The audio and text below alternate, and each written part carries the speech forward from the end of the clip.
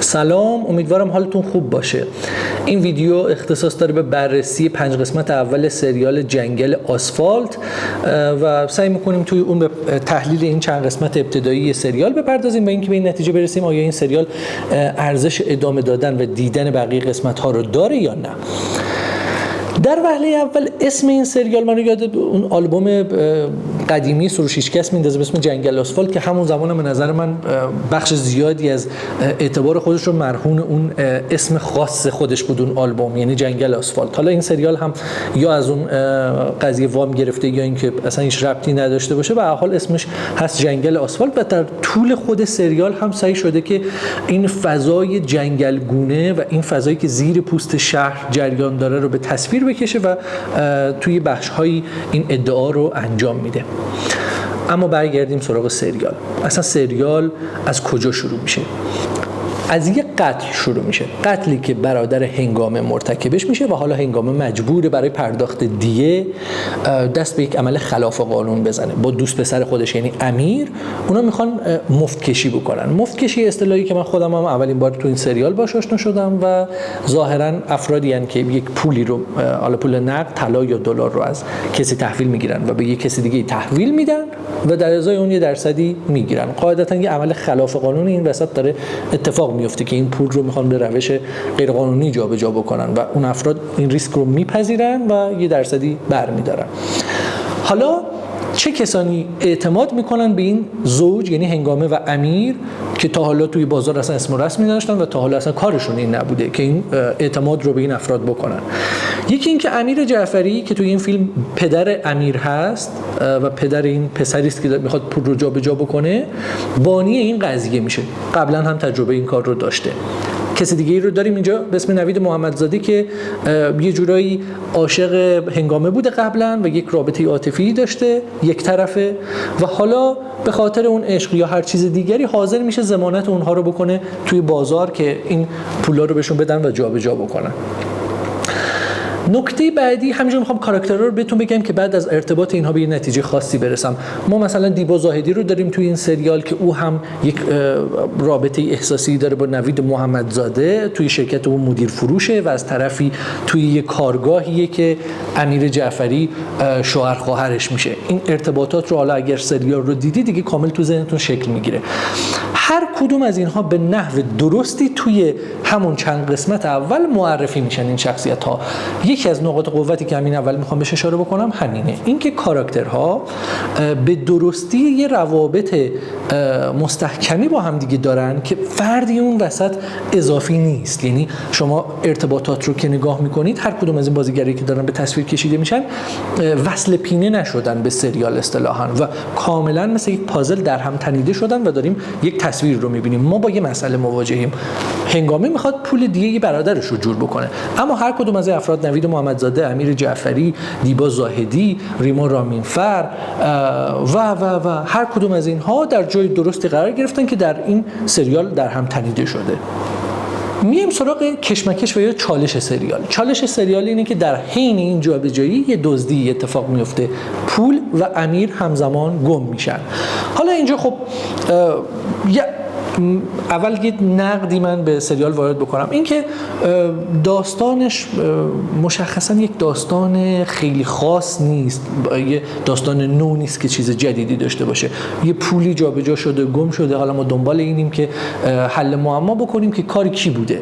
یه سری سوء ظن‌ها برای ما پیش میاد، اینا تا قسمت 4 سریاله. این که آیا نوید محمدزاده این کار رو کرده که یه انگیزایی میتونیم براش متصور بشیم با توجه به رابطه عاطفیش با فرشته حسینی. 2 امیر جعفریه که باز او هم میتونیم یه سری دلایل براش بیاریم که به دلیل مشکلات مالی و فرار از اون مشکلات مالی همچین راه حلی رو چیده باشه و حتی روی پسرش ریسک کرده باشه، جنون رو به خطر انداخته باشه. باز به دیبا زاهدی میتونیم شک بکنیم توی این سریال که ممکنه دستی توی این کار داشته باشه. به خود فرشته میتونیم شک بکنیم که این پول رو بالا کشیده باشه. به امیر میتونیم شک بکنیم که خب به هر حال خیلی شخصیت استواری نداره توی این سریال. همه اینها در ذهن ما متلاطمه و به همه این افراد میتونیم شک بکنیم. تا اینجا فیلم و سریال در حقیقت درست اومده جلو. یه نکته در مورد شخصیت‌های فرعی این سریال، شخصیت‌هایی مثل زکریا یا داوود که برای ما چهره‌های آشنایی نیستن اما دارن خیلی خوب بازی میکنن. این نقطه قوت سریاله. به جز بازی خوبی که به نظر من امیر جعفری در صدر اونها قرار داره، بعد نوید محمدزاده، دیبا زاهدی، ریما رامینفر، به نظرم بازی‌ها قابل قبوله. شخصیت‌های فرعی هم بازی خوبی دارن از خودشون ارائه میکنن و این نقطه ضعفیه که بسیاری از سریال‌ها دارن. یعنی شخصیت‌های اصلیشون داره خوب بازی میکنه ولی به شخصیت‌های فرعی که میرسن این تضاده و این اختلاف فاحشی که وجود داره بین این دو دسته از شخصیت‌ها کار رو خراب میکنه و تو ذوق میزنه. این نقطه ضعف تو این سریال وجود نداره. اما بریم سراغ جاهایی از سریال که بر من در نمیاد، یعنی یه خورده باشون مشکل دارم. اولین چیز این که نوید محمدزاده اگر ما بپذیریم سارق پولها نیست، یعنی قصدش کمک به ایرج بوده یا امیر یا هنگامه یا هر کسی دیگه‌ای، قصدش کمک بوده و قصد و غرض دیگری نداشته از ضامن شدن، یه سوال باید برای ما پیش بیاد و یه دو تایی 4 تا نمیشه اینجا اصطلاحاً.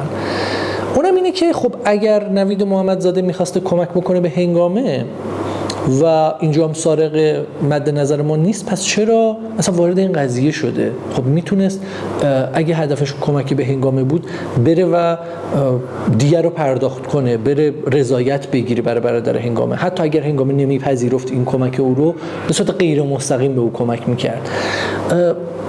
چرا به جای انتخاب اون راه میاد ضامن میشه و یک راه پرچالشی که حالا این 2 نفر بخوام واردش بشن رو انتخاب میکنه؟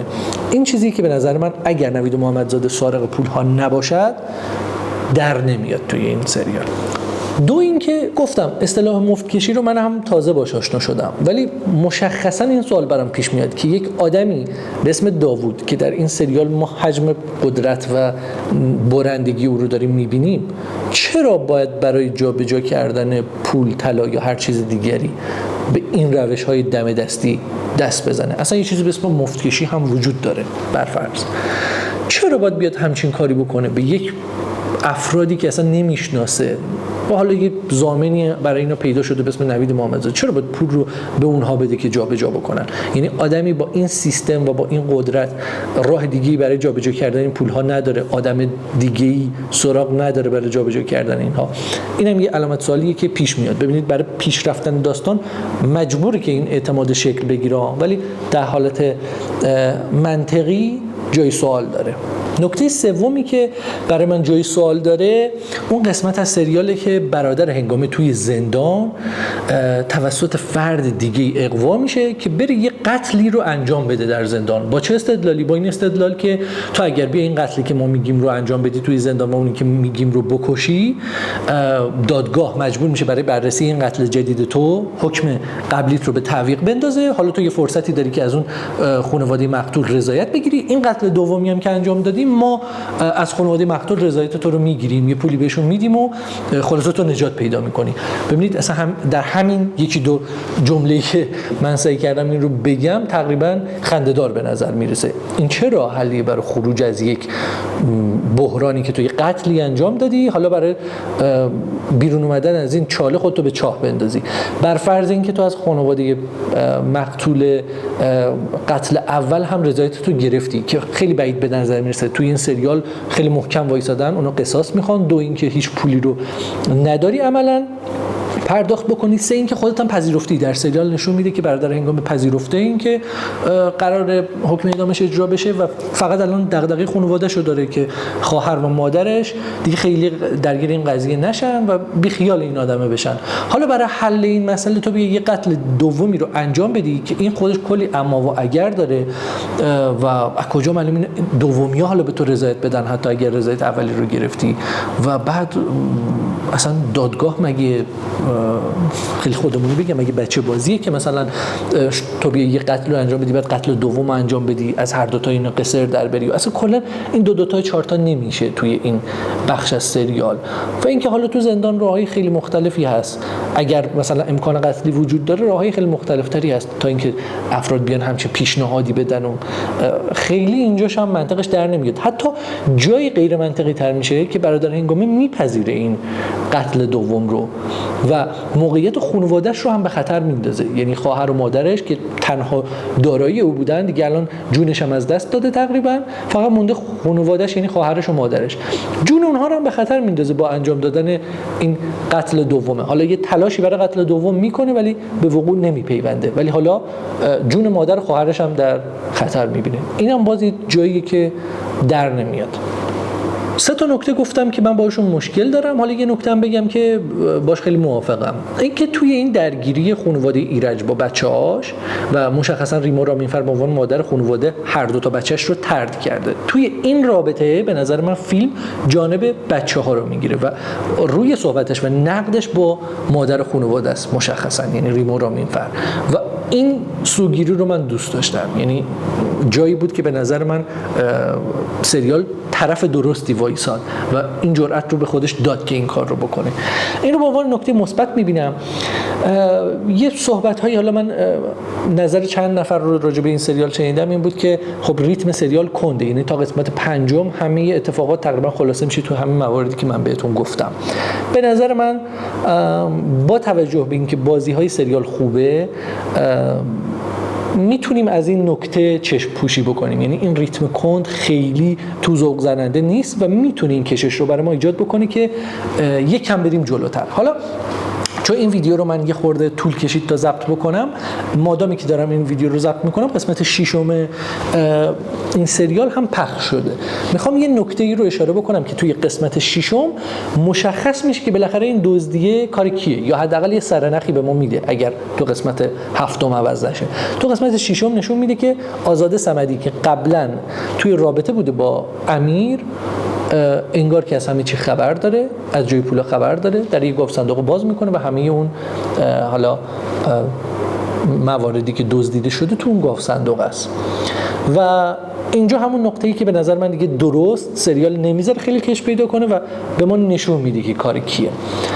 و به نظرم این سریال ارزش ادامه دار شدن دیدنش توسط ما رو داره و فقط باید به نظر من به این نکته خیلی توجه بشه توی این سریال، اونم اینه که اگر کار آزاده صمدیه باید یه دلیل خیلی محکم براش وجود داشته باشه. این که تو حالا توی یک رابطه‌ای بودی با یه شخصی و حالا یه آسیبی از اون رابطه دیدی، به نظر من خیلی نمیتونه فکت قوی باشه برای اینکه تو بیای برنامه‌ریزی بکنی که این دزدیه رو انجام بدی و این همه آزار بدی طرف مقابلت رو. امیدوارم جنگل آسفالت دیگه روی این قضیه مریض بودن آزاده صمدی خیلی دیگه حساب باز نکنه، چون من راجع به سریال پوست شیر هم همینو گفته بودم. گفتم اون کاراکتری که اومده این آدم رو دزدیده، یعنی اون حالا ساحل رو اومده دزدیده، بهش تجاوز کرده، یه بار حالا آزادش کرده، بعد دوباره در حین آزاد کردن اومده اینو به قتل رسونده، این همه برنامه‌ریزی کرده، این باید یه انگیزه خیلی بزرگی پشتش باشه. یعنی یه اختلاف نظر کوچیک یا یه مثلا مسئله ساده نمیتونه علت این همه رفتارهای منزجر کننده باشه. و اونجا دیدیم که پوست شیر خیلی هوشمندانه با این بهانه که این کاراکتر قاتلی آدم مریض روانی از این مهلکه جون سالم به در برد و یه جورایی دیگه دهان ما رو بست.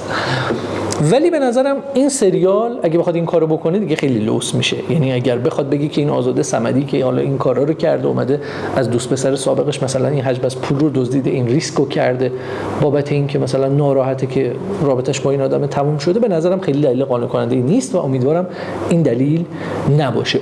کاش داستان گیراتری داشت این سریال، یعنی یه پیچ و تاب بیشتری داشت، یکم بهش بیشتر پرداخته میشد. خیلی داستانه یه جورایی ساده است و ساده انگارانه داره پیش میره. امیدوارم این ریتم عوض بشه، ولی به عنوان یک سریال به نسبت سریال افعی تهران من ترجیح میدم سریالی مثل جنگل آسفالت رو دنبال بکنم و به دیدنش ادامه بدم تا سریالی مثل افعی تهران. سریال‌های دیگه هم که اصلا ما بهشون دیگه نپرداختیم انقدر بد بودن، سریال‌های مثل گناه فرشته و امثال هم. امیدوارم که این سریال رو ببینید، ازش لذت ببرید و در ادامه میگم این ریتم و اشکالاتی که به سریال وارد حل بشه و ما به عنوان یک کار اول از آقای تیمورتاش یه سریال واقعا درست و آبرومندانه ببینیم. ارادت.